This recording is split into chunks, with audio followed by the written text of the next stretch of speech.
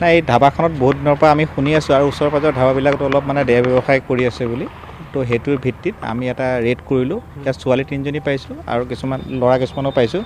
গোটেইবিলাক অসংযত অৱস্থাত কিছুমান মানুহ পোৱা গৈছে গতিকে এইটো বিন্দাছ ধাবা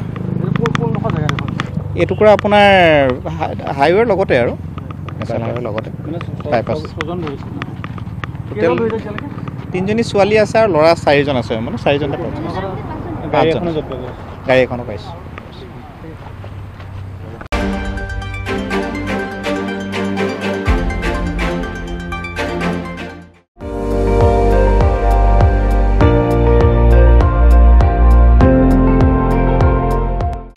আপুনি চাই আছে ND24